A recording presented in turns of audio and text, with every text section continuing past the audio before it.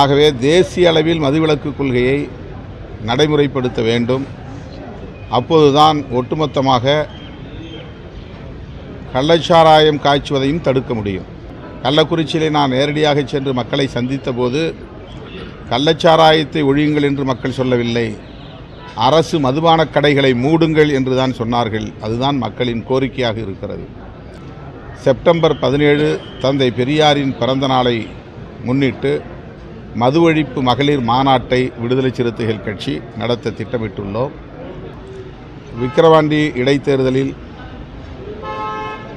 திராவிட முன்னேற்றக் கழக வேட்பாளரை ஆதரித்து 4ஆம் தேதி 5ஆம் தேதி விடுதலை சிறுத்தைகள் கட்சியின் சார்பில் பரப்புரை மேற்கொள்ள இருக்கிறோம். நான் 2 நாட்கள் அந்த தொகுதியில் வாக்கு சேகரிப்பில் ஈடுபட உள்ளேன். கள்ளச்சாராய சாவுகள், நச்சு சாராய சாவுகள் தமிழ்நாட்டில் மட்டுமின்றி இந்தியா முழுவதும் அவ்வப்போது நிகழ்ந்து வருகின்றன. இதற்கு முழு மதுவிலக்கு ஒன்றுதான் தீர்வு. அரசு மதுபானம் என்பது தீர்வாக இருக்க முடியாது.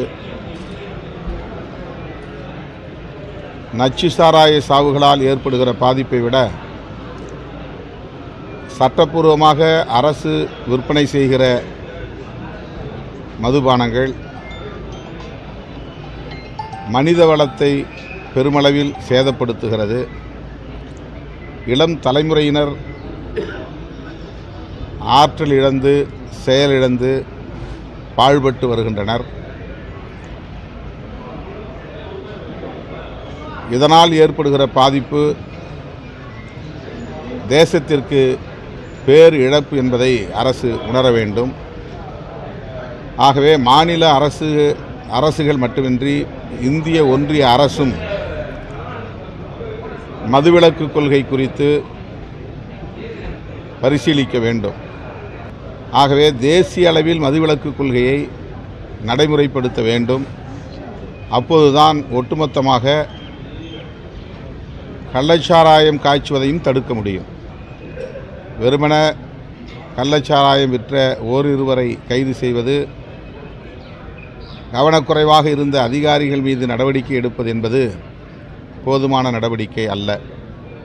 மெத்தனால் மாஃபியா கும்பலை கண்டறிந்து அவர்கள் மீது கடும் நடவடிக்கை எடுக்க வேண்டும். முழு மதுவிலக்கை நடைமுறைப்படுத்துவதற்கு முதல்வர் முன்வர வேண்டும். அது திமுகவின் எதிர்காலத்திற்கு பெரிய அளவிலே வெகு மக்களிடையே செல்வாக்கை பெருக்கும்.